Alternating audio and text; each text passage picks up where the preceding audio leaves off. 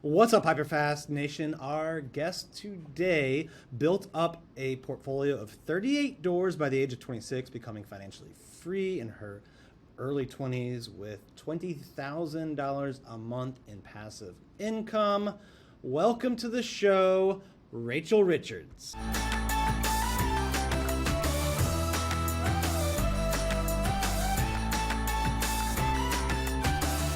Welcome to the show today, Rahcel. How are you doing? I'm wonderful. Thanks for having me. Yeah, I'm excited to have you on today to talk about the amazing things you've done at, really such a young age in real estate. And I think your story really just shows that, you don't have to wait till you're 40, even 30 to live a financially free lifestyle, which is goes against what we're kind of taught, right? Yeah. So why don't you just give our listeners here and viewers on YouTube a little bit of background on who you are and how you built a financially free lifestyle so fast.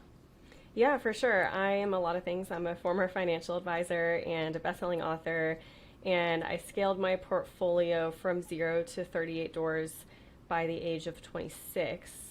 And a lot of people ask how I did that, so I'll clarify a few things up front, which is that I'm not a trust fund baby. And I never made six figures from my job or my career. I started off making 36,000 and then 32,000 and then 42,000. So by no means was I raking it in. I started with $10,000 in savings. My ex-husband also had 10 grand in savings, so we pooled that together to get to our first $20,000 down payment. So that's kind of how I got started. I started investing in 2017, investing in real estate, and I also self-published my first book in 2017. So I had these two passive income streams, rental income and royalty income, and I really focused on growing those as much as I possibly could over the next few years. And then by 2019, when I was 27, I had 10 grand a month in passive income just from my real estate, and I was able to quit my job and become financially independent. So that is kind of the high level overview of what I did. What was the book about? It was about personal finance, and I have two books now, and I didn't think that either of them were going to do well, but to my surprise, they really resonated with female millennials and took off, and I now make anywhere between $4,000 and $8,000 a month in royalties from them. Oh, wow. That's pretty good. Yeah, they did better than I thought, and it's now a good chunk of my passive income. How did you get started? Describe your first deal, how you found it, why you even were looking for it, and how it went. Yeah, for sure. I'm very much a finance nerd, and I have been my whole life. So I was reading finance books in middle school. I was that cool kid. But I read Rich Dad, Poor Dad in high school, and that's what turned me on to real estate investing. So I think I always had the mindset that I didn't want to work in a corporate job my whole life, and I was a bit of a rebel, just in that I didn't want to do what everyone else was doing, and I wanted to kind of have my own freedom, or at least work for myself. So when I learned about real estate investing, I was in love with it, and I was like, okay, this is my path, this is my way out, so I'm going to figure out how to do this. So of course there was a lot of fears, and we can talk about that. I thought I didn't have enough knowledge, not enough money, not enough experience, so I waited for a while. But I still was able to get started when I was 24 years old. And I found my first duplex because I was looking off market. And I think of a lot of investors now are like, well, how do I invest in this market? With high interest rates and appreciation has made all the prices so high in a lot of these markets, or if somebody lives in California, it's really difficult. I think one of the keys to finding a good deal in this market is to invest out of state and to find off-market deals.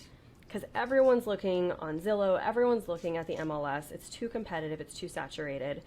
So if you want to find a good deal, you really have to be willing to do what no one else is willing to do. And you have to look at probate leads and go to auctions and drive for dollars and put up bandit signs and all of these creative methods. So what I was doing is I actually had my real estate license back then, not for my own clients, but just for my own purposes as an investor. And I was looking at all of the expired and canceled and withdrawn listings on the MLS and following up with the agents. And I was saying, hey, what happened? Is the seller still open to an offer? You know, why did this come off of the market? I'm interested in this property. So I would follow up with these agents every couple weeks for months and months. I was very persistent. And I finally snagged this duplex in Louisville, Kentucky. I bought it with my ex. It was an expired listing, basically? It was an expired listing. Yeah. The seller had taken it off the market, and they were going to relist it. So, and before they did, because I had followed up with them so much and I was top of mind, they were like, hey, we're about to relist this. Do you want to make an offer before we do? And I was like, yes, absolutely. So I snagged the duplex for $100,000. And I know the Californians listening are like, I can't even buy a parking spot for that amount of money. Right. So I encourage you to invest out of state. But that was back in 2017. And again, my ex and I each had $10,000 saved. So we pulled that together to get to the $20,000 down payment. And that's how we purchased and found our first investment property. Wow. Yeah, the expired and withdrawn, I think, is overlooked by investors and by real estate agents. So it's one of the best ways in this market right now to get listings. And you know, you really can just buy a RedX account and hit the phones for an hour a day, but most people won't do it. Yeah, and it's actually one of the easier ways. You can just ask an agent too to send you like all the expired listings in the last 60 days and then use your agent or follow up yourself. It's really not that much more work, but not a lot of people are doing it. So I think it's well worth looking into. What other methods have you used to acquire deals off market? Driving for dollars, where you go drive around the neighborhoods you're interested in, write down the address, look up the property owner, and then do a direct mail campaign. Bandit signs, where you post up those signs that say we buy houses, quick cash offers. And some of these I've done with a partner, and some of them I've done myself. Probate leads, pre-foreclosure leads, short sales, just networking. There's so many different, there's probably 8 or 10 different ways you can find off-market deals. Right. And what was the biggest size you bought? Like, I assume you jumped up from duplexes to quads or even bigger. Mm-hmm. We had at one point a 12 unit, and it was a boarding house property. So the previous sellers had converted a quad into a boarding house style property, meaning rent by the room. So instead of renting it to 4 tenants, they had 12 independent leases because they were renting it out by the room. Right. So we consider that a 12 unit because we had 12 tenants. And we bought that for $430,000. And that was the most expensive property. But actually, that's, in terms of most expensive, 3 weeks ago, I just closed on a duplex in Denver. And that was $780,000. So that's now my most expensive property. Not the biggest, though. And so you got up to, what was it? It was $20K a month in cash flow, and then you started to sell off some of your doors. Is that correct? Yes. Yes, that's correct. And what and led this to that is, decision? Yeah, good question. There was a lot that went into it. This is when my ex and I were still together, and we sold a lot of our portfolio, and it didn't have to do with our divorce. It was about a year before. And we had these 3 boarding houses by that point, and they were each about 10 to 12 units. So it made up a large part of our portfolio. The thing with these boarding houses is that they were cash cows, okay? They were making $2 to $3 grand a month in pure profits every single month. And it was like a 30% cash on cash ROI. So really profitable properties. But they were not as passive as a lot of the other properties in our portfolio. And I always tell people, owning real estate isn't 100% passive, right? Even when you have a property manager, there's still an aspect of manage the manager. It's not 100% passive like investing in the stock market, but it's still way more passive than a 9-to-5 job, right? So that's why I still consider it passive income. But even with the boarding houses, there was a lot more work involved because the tenants that we had, the maintenance issues that we had, we joked that it was like we had 34 adult children because there were just issues, there were complaints. They were like, this guy stole food out of the fridge, my food out of the fridge, and stuff like that. So it was very hands-on in terms of owning rental property. Not only that, but there were a couple fires, very small fires. Luckily, no one was hurt. Nothing major happened, just some small damages that we had to have repaired. But I just started feeling really nervous because there was a fire on the first floor of a 3-level triplex that 12 people lived in. And I just started thinking, oh my God, what if that had gotten out of hand? What if people were hurt? And of course, I had all of the LLC and umbrella liability policies that I needed. But still, how do you live with yourself if something Right. happens on your property? So, in terms of the operational effort that went into owning these and the liability and just the peace of mind, it came time we were ready to sell these properties. When we started off in our real estate investing journey, we didn't have a lot of money, but we had a lot of time. So we were willing to hustle and to make these work, and they served their purpose. Later on in our journey, when we had a lot more money, we just wanted to have more passive income streams. So we sold those 3 boarding houses in 2021. Great time to sell. We made a ton of profit. I think on one of them we profited like 200K in appreciation. So it was a great time to sell, and it was the right decision for us. What are you looking for now to put your money in, or deals to find? I really love syndications now. Have you done any syndication investing? It's my favorite thing. Yeah, we've been on both sides of syndications. So. Yeah, okay. So I'm just an LP. So, and for those of you listening who haven't invested in a syndication before, a syndication is when someone goes out and finds, for example, a $10 million apartment complex. And let's say she can't buy it herself. She can form something called a syndication, which is where she raises funds from investors, people like you and me, and we can invest 25, 50, 75K into this apartment complex and become a part owner. So we're not just lending this person our money and getting interest, we're actually becoming a part equity owner in this apartment complex, and we're entitled to a share of the profits. So we can get quarterly cash flow distributions, and if this apartment complex is ever refinanced or sold, we are entitled to a share of those profits as well. So that's what it is, that's how it works. The reason I didn't start off doing this is because I didn't have big chunks of money to invest. I didn't have Right. 50K, 75K lying around, so I couldn't. Now that I have more money, I can invest into these syndications. And I love them because they're completely passive. To me, this is the only way to invest in real estate that actually is 100% passive. And you still get all of the benefits of directly owning real estate, because you do directly own it. You get the K1, you get the depreciation, you get the cash flow, you get all of those benefits. So that's why I love it, because I want to be a true passive investor now.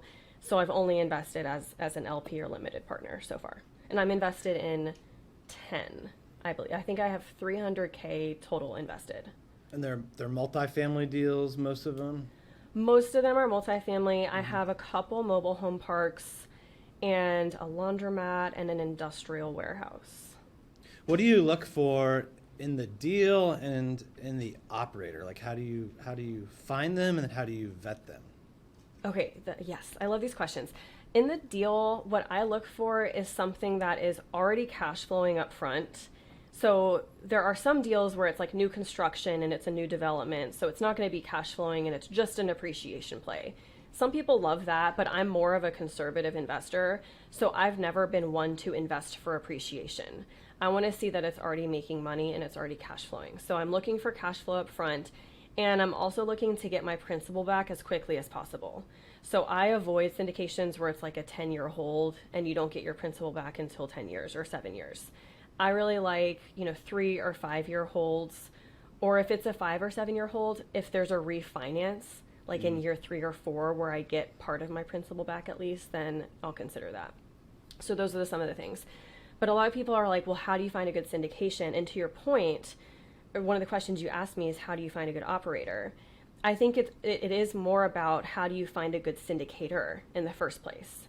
Because if you can find a good person, then chances are they're going to be managing their deals well and they'll do rest of the work correctly.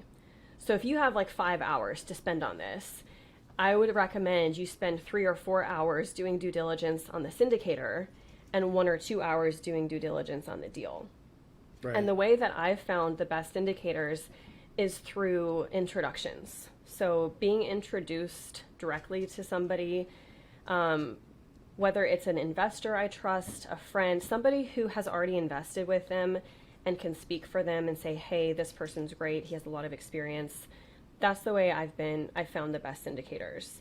And for anyone listening, I'm happy to make introductions for some of the syndicators that I've worked with and I like a lot. You can email my team, look at my website, moneyhoneyrachel.com. Happy to help. And also the book, The Hands-Off Investor by Brian Burke, it has been so helpful on my learning journey about syndication investing. What's something that you know now that you wish you knew at the start of your investing career?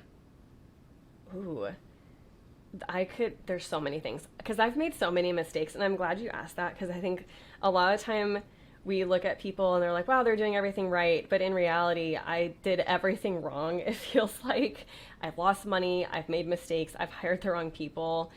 I would say there's one big mistake, and I keep relearning it, which is don't hire the cheapest person.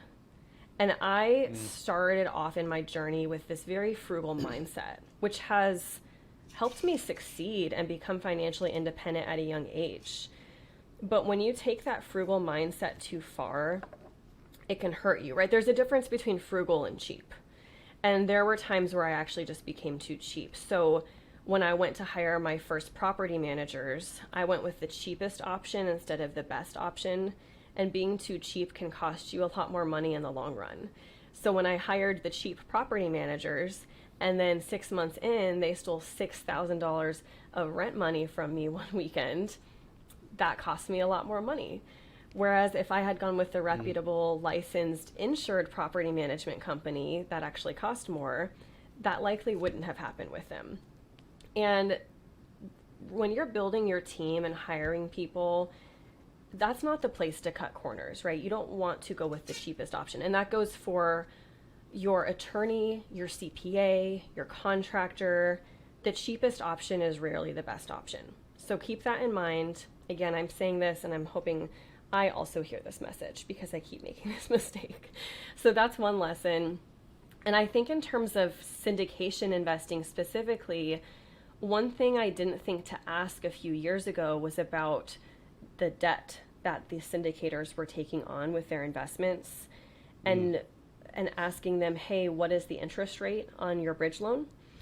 What's the interest rate cap that you purchased on this? And are the projections on this syndication, did you run it at the interest rate cap? And if so, what do the projections look like at the interest rate cap? Because I'm in one syndication right now that's underwater and that's losing money, and they're going to be probably doing a capital call in the next few months. And it's because they didn't run their projections at the interest rate cap because they didn't think there's any way the interest rate would go all the way up. And so that's now a question I'm asking all of my syndicators. So you live and you learn, and that's just something I didn't think to ask then that I know to ask now. So I think the moral of the story is like you're never going to know everything, but you just have to get started, and you're going to learn a lot more from your mistakes than just from holding yourself back from years and years. So just get started. Yeah, I think one of the challenges in selecting the syndicators is people can have a 10-year track history, and it's all, going back to 2013, it's all in a really, really, really good market. So, yes. People can have deals that succeeded, but maybe wouldn't have if the market didn't end up doing what it did in terms of appreciation and rent growth. It's just been tremendous, and maybe that will continue. Maybe not. Who knows? But how do you mitigate against that when someone could have a decade of experience, but it's all in a really, really favorable market? Yeah, you're right, because it's hard to go wrong the last 10 years. It's hard to have a bad deal as a syndicator if you started syndicating 2010 and forward. So I think it's about asking the right questions, making sure their underwriting is really conservative, and that they're really using worst case scenarios and being really, really realistic. So now that's what I'm looking for. And there are certain underwriters that I see and I'm like, wow, this is really conservative. They're really using rent projections that are super low. and the exit cap rate is very conservative. And, you know, I just look for these things, and the more you do it, the more you'll get better at that. But there's one that really stands out who has really conservative underwriting, and that's why I've invested with him over and over again. I'd rather invest with somebody who under promises and over delivers. Whereas Right. there's some syndicators, you see their projections and they look amazing, right? But anyone can project anything they want it to project. You have to take their projections with a grain of salt. So I think it's just about, don't get caught up in the high ROI that you might see, and really pay attention to their underwriting. So looking ahead, you know, we had this last couple of years have been kind of nuts with rent and appreciation, you know, going through the roof. Then the market slowed down in the second half of 22, and, you know, rates went up a lot. Now they've started to come down with the banking crisis, and there's some people that are arguing that what the Fed is doing is actually like bigger quantitative easing, you know, letting these banks trade their bonds in at par instead of market value. Where do you think we go in terms of like market inflation, all the stuff that's kind of in the news lately? Oh, it's my favorite question because I don't have an answer for it. Yeah, who knows, There's this right? meme, and it's like, when you come home and you're a real estate person and your whole family's like, so what's going to happen in the market this year? And they're all expecting an answer, and it's like, I have no idea. I wish I had a crystal ball. And I don't pay much attention to it even, which might sound surprising to a lot of people. The reason for it, though, is because the way that I invest should not and won't, in my opinion, depend on what happens in the market. Because again, it goes back to, do you invest for cash flow or appreciation? I'm not investing for appreciation. I'm not counting on appreciation to happen in my financials. And when I'm talking about investing, I'm talking about, you know, buying a duplex, buying a triplex, buying your own rental properties in the market. I think a lot of people who are caught up in what's happening with the housing prices over the last couple of years and banking on appreciation, those are the people who are going to be in trouble and who are really concerned about what's happening in the market. I think now is a great time to invest, and I would say that about any market, because real estate, in my opinion, wins in the long run. When you invest for the long run and when you invest for cash flow, real estate will always win in the long run. That's my opinion. So I'm investing for cash flow. My properties cash flow now. They're going to cash flow if the prices of my properties go down as well. And I always do a break-even analysis, so I always know, okay, hey, if I have to lower, how much can I lower my rent and still break even? I always know that number. On the duplex I just bought in Denver, I know that I can lower my rents by $2,000 a month and still break even. Like, that's a crazy break even number for a duplex in Denver. So I invest very conservatively, and because of that, I'm not concerned about what the market does. What are you doing outside of, you know, you have your syndications, the doors you own, the books. What other businesses or income opportunities are you involved in or looking at? Yeah, I have some other like smaller passive income streams. I have like 20,000 invested in Fundrise, which that's also a real estate investing income stream. I have some affiliate income through my business, and I have a print on demand business. It doesn't make much, but it's a really cool way to make passive income for anyone who's just new to the world of passive income and doesn't know where to begin. That's where you can create designs, put them on products like t-shirts, tank tops, hoodies, and then put them on a platform. And you don't have to purchase inventory. You don't have to ship these products or be involved at all. You only get paid if and when the product sells, and you get paid a royalty. So it's a really, in my opinion, risk-free way to create a passive income stream without having to put a bunch of financial risk into it. So that's a print on demand stream. I started that in 2017, and my biggest month I made $1,700, and I haven't touched it in 5 years. It's literally 100% passive. I now make like $100 or $150 a month completely passively. Awesome. Well, before we wrap up, I always like to do a hyper-fast round if you're ready for a few rapid-fire questions and answers. Let's do it. All right. What's your biggest piece of advice to a new real estate investor? My biggest piece of advice is to embrace mistakes, because if anyone listening is a perfectionist or a control freak like I am, super fun traits to have, you might get caught up on not wanting to make a mistake. And I kept wanting to feel more prepared because I didn't want to make a mistake that would cost me money. I didn't want to make a mistake that would cost me time. So I kept waiting, and I read more books and listened to more podcasts and went to more conferences. And those things are all great, and they helped immensely. But you also have to embrace the fact that mistakes will happen no matter what, because there's always going to be, you don't know what you don't know. So once you just accept the fact that you will make mistakes no matter what, it'll help you more to take that first step. So embrace mistakes. All right. What's the biggest mistake you see seasoned investors making? Oh, seasoned investors making. That's a good question. I think seasoned investors get caught up a lot in, like, when the market is hot still. And I still see new investors do this too, but definitely seasoned investors do this, where, same thing we kind of just talked about. If the prices are going up a lot, it's this sense of FOMO, like I have to get in while the market's hot. So I think there's just too much of that frenzy and getting caught up in that and not wanting to miss out, rather than just taking a little bit more of a logical approach instead of giving into their emotions.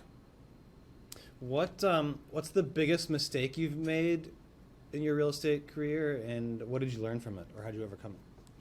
Okay, besides the property manager one, because that was probably the biggest one, I would say there was another mistake I made when I had a property that was under renovation, and it was vacant, it was being renovated, and a couple days after renovation started, my contractor called and he said, "Bad news, the property got broken into last night." And just to give you some context, the day before, we had $15,000 worth of appliances, brand new appliances delivered to the property. And so I was like, oh my God, are the appliances still there? And he was like, yes. And I was like, okay, thank God. So luckily I didn't lose a ton of money. It was probably just a couple teenagers that broke in and stole whatever they could carry and vandalized the place. But it could have been so much worse. So it was a really big mistake in my mind. And I know a lot of seasoned investors probably listen to this and they're like, that's so silly that you didn't protect your property. Because I think a lot of us think about having the LLC and having the umbrella insurance policy, which is really obvious to some of us. And yes, you should have that. But what slipped my mind that week was physically protecting my assets as well. Because the first thing you should do when you close on a property, especially one that's vacant and being renovated, is you need to change the locks and put up some security cameras, whether they're fake or real, put up security stickers, make sure you are securing that physical asset as well. I like the fake camera idea. Yeah. What's something that you would most likely be doing when you're not working on your business or in real estate? Love this question. I hike all the time. I weightlift at the gym. I travel 50% of the time, so I'm about to go on a 1-month trip to Colombia, and I'm going to be working on my salsa dancing. Amazing. Last one, where do you see yourself 5 years from now? Hopefully doing something similar, because I feel really fortunate to say that I love my life right now, and I feel like I've built something very intentional. So working 10 to 15 hours a week, and then doing all the things that I love with the rest of my time and traveling to cool places around the world.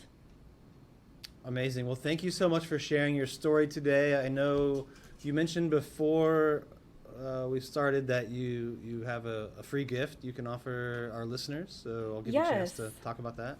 Yeah, thanks, Dan. And if anyone wants to follow me on Instagram, my IG is moneyhoneyrachel. And what I'd love to do for you all is, if anyone wants to download my passive income starter kit, I will give that for free. So you can download that at moneyhoneyrachel.com/passive income. All right, what was that again? Money Honey? Just moneyhoneyrachel.com/passive income. All right, well, thank you so much for being on the show today, Rachel. And to all of our listeners and viewers, thank you for tuning in. Please share this episode with other people that you think would benefit from these amazing lessons, and we'll see you next time. Thank you.